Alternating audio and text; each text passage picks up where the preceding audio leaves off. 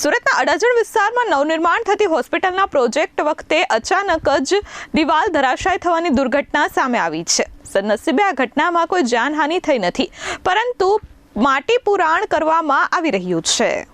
સુરતના અડાજણ ખાતે ઇન્કમટેક્સ ભવનની સામે હાલમાં પીપી માણિયા હોસ્પિટલનું નિર્માણ કાર્ય પૂરજોશમાં ચાલી રહ્યું છે। 3 માળના બેઝમેન્ટમાં ખોદાણ દરમિયાન ગતરોજ 100 ટન સ્ટીલ રોડ સાઇડ તરફ આવેલ ડાયાફ્રેમ વોલ પાસે મૂકવામાં આવ્યો હતો અને આ દરમિયાન જ દિવાલ અચાનક ધરાશાયી થઈ ગઈ હતી। દુર્ઘટનાની જાણ થતાં જ સાઇટ પર હાજર લેબરોમાં પણ નાસભાગ મચી ગઈ હતી। બીજી તરફ મનપાના શહેરી વિકાસ વિભાગના અધિકારીઓની એક ટીમ પણ ઘટના સ્થળે પહોંચી હતી અને જરૂરી તપાસ હાથ ધરવામાં આવી હતી। 7 માળની હોસ્પિટલના બાંધકામ દરમિયાન સર્જાયેલ આ દુર્ઘટનાના કારણે હાલમાં જે સ્થળે ડાયાફ્રેમ વોલ ધરાશાયી થઈ હતી તે સ્થળે ગઈકાલથી જ માટી પુરાણની કામગીરી પૂરજોશમાં શરૂ કરી દેવામાં આવી છે।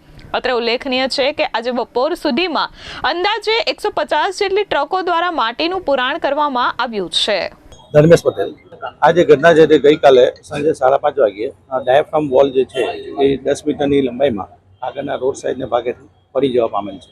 એના ઉપર જે સળિયાઓ જે હતા, સળિયા અને એના લોડના કારણે વરસાદ બી પરમદેશે પડી ગયો, એના કારણે જે લોડને કારણે એ નીચે પડી જવા પામેલ છે।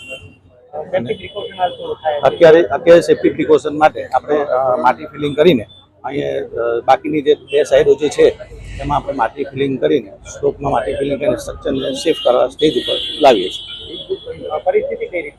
પરિસ્થિતિ હાલ અત્યારે સેફ સ્ટેજ ઉપર છે અને આપણે સ્ટ્રક્ચર ડિઝાઇનર અને એસવીએનજીના કન્સલ્ટન્ટને પણ બોલાવ્યા। ના, આમાં કોઈ બેદરકારી નથી, પણ આ એક ઘટના થઈ પડી। Bureau report S24 news, Surat.